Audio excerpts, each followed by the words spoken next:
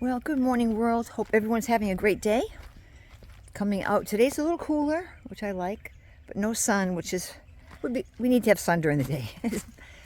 Maybe one day they'll straighten this out. But very, very nice, peaceful day. You know, yesterday it was so quiet.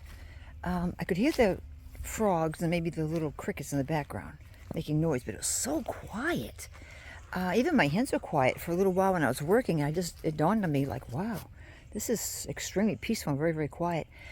It almost felt like I was the last person on the face of the earth. It was so quiet. No noise, no cars, no people. It was really cool. It was a neat experience. So I called my hay man. Let's see now. Yeah. Last year, the guy that I've had probably since 2000 and, I don't know, 10, I guess.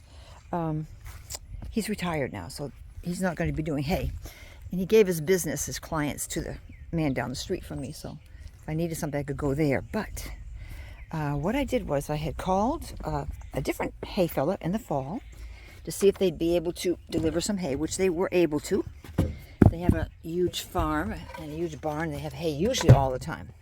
So I called this year for some hay, but they didn't have any. They said because of the drought last year, they didn't have, the abundance that they usually get. They didn't have any hay. So I called a local supplier, a feed supplier, and they didn't have any regular hay like the big bales I'm used to. They just had Canadian hay. So I'll show you what I'm used to handling. I don't have a light in here, so let's see if it's still going to work. So what I'm used to handling is, as you've seen before, hello goats, it's kind of dark in here, but underneath the little kitty beds there's a bale of hay. I'm used to handling a larger bale of hay. And what you can do is the strings are loose in it, so you can get your grip or your gloves underneath the string. You can lift it, kind of balance it if you're in the middle, and you can kind of heave-ho and do what you got to do with it. This is an open one here. After I open it up, I just kind of split it. One second. I kind of split it in half, but it's much easier to work with. They didn't have the normal 40-pounder, 45-pound long bales. They only had Canadian hay, which is compressed. I've never had Canadian hay before. So I got 15 bales of Canadian hay. It comes in this, not a zip tie, but this plastic wrap around it. And there's no way that you can really get your hands like underneath this. You just can't get your hands in here. Extremely compressed. Now each one of these little packages, which is probably, could it be half of the normal one? Or it's so compressed. It might be. Let's say it's half of the normal size of a bale. So extremely difficult to work with because you have to pick up the whole thing as one piece. It's right here too. There's one here, as you can see. That looks like it's pretty big, but it's not that big. There's the other one over here. But these are what they look like up here. So they're compressed. They're very, very tight together. 40 pounds in each of these bales. So let's see. This is my hand. Like I got 1, 2, maybe 3 hand lengths. So they're not big. They look big here, but they're not big. Extremely tough to pick up because you can't get a good grip on it. So you got to pick it up as a whole block. 40 pounds of a whole block, and that's tough to do when you're picking it up dead from the ground, we'll say. 40 pounds. So I had 15 bales delivered, so this should last me now until the other hay comes in, probably in June or July. I'll try to get the rest that I need all on one big crack, So what's unique about this stuff is, of course, they do it this way for Canadian hay because they ship it probably all over the world, whoever wants it. So it's easier to ship. It's less bulky. It's almost like when you have a beautiful big bed puff you just wash and it's nice and dry, and you put it in a bag and you can use your vacuum cleaner to suck the air out, and it gets really, really small, and then you wonder, wow, when I open the bag, will my puff come back? And it does. So what you do with these is when you're ready to open it, like for instance, when I'm done these other larger bales over here, on the last bale that I take, I'm going to take this bale, put it on the pallets, lay it on the pellet and then cut it, with my scissors, and it should pop. Of course, it's just going to expand, but you're not supposed to use it or feed it to your animals until at least 12 hours.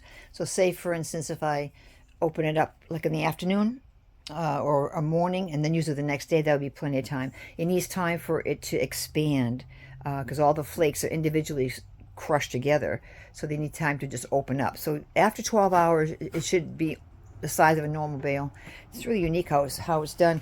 It looks nice and green. I had a couple bales that had a little bit of yellow on it, so I put them down here, and I'm going to use those first when I do open it up.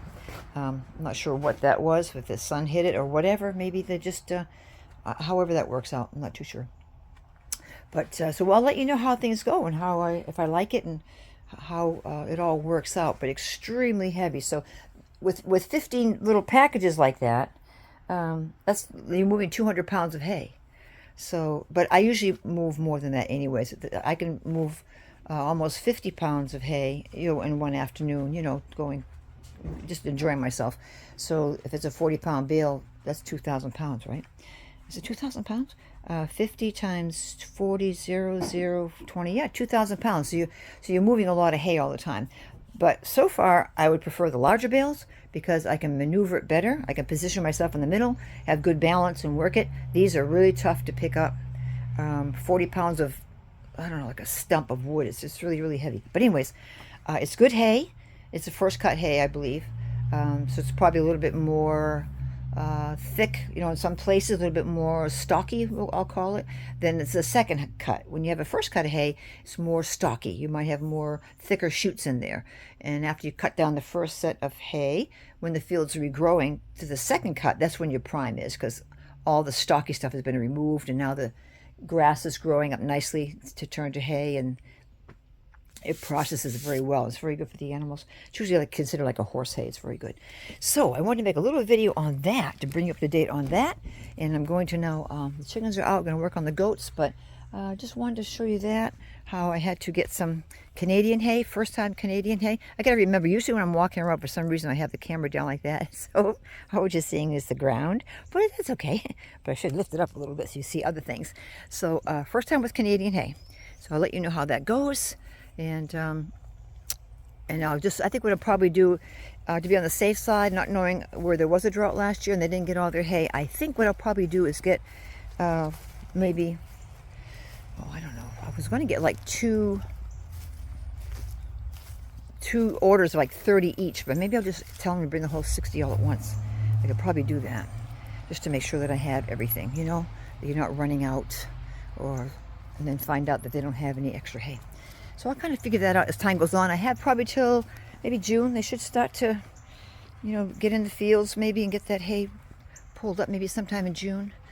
I'll show you this little flower over here. This little guy opened up more since the last time I filmed it. So that's kind of pretty. There it is. Very, very pretty, beautiful colors, isn't it? Little shades of different, what would you call that? Like a purple, like a violet, little different shades of it. It's kind of cool. And they don't last long, though. They'll probably last, I don't know, 2 weeks, maybe, if I'm lucky. And then off they go. So, okay, everybody. Hope you're having a good morning. What is today? Today's Thursday. Thursday. Get my camera up. Today is Thursday. I don't know the date. Wednesday. What is he? Is today really Thursday? I guess so. I think Wednesday was the 15th, right? Tax day. Today's the 16th. Finally got all the plastic down. I don't think I had it all down last video. All the plastic's down. And it's just for summer now, because I don't think we're going to be too concerned about much cold. So the girls are fine. I always keep those canvases on unless I know we're going to have a really good day. Hot summer day with no rain. I could take the canvas off. But those canvases really help protect. These are very inexpensive little chicken coops. And I think if I didn't protect them with the canvases, they would deteriorate quicker, They're not made of like super thick material. Everything is thinner. I really love them. They're easy to work with. The hens like them. They're just, I like them. I think they're cute. But I do protect them a lot, like through rain, snow, things like that, because I want to keep them for a long time, So if anybody buys something like that, I have a couple reviews on my on my YouTube channel of when I first got this style and when I got the style back there that the little baby's going to go into. I have a couple of reviews on those. They made some improvements. I'm going to make another video soon about the improvements they made on them. So I just like protecting them so they'll last longer, you know, because the elements the elements can really wear something down unless it's protected either through stain or paint or something, you know. So anyways, everybody, you have a wonderful, wonderful day, and I'm going to be going, getting all my supplies and getting the goats out, and I'm going to have a good day too. Okay, God bless. Thanks for coming along. Bye now.